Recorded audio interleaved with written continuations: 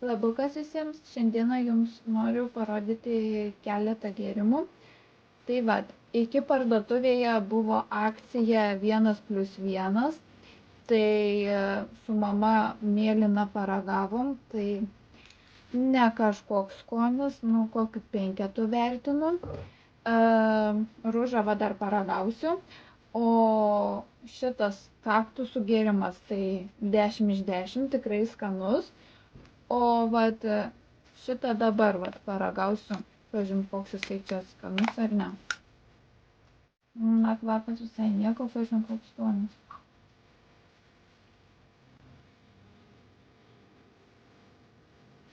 Ne kažką, kaip ir tas mėlynas 5 vertinu. Ar va čia deniukas vat miega. Tai va, jeigu patiko tokia video, spauskit like, subscribe ir iki.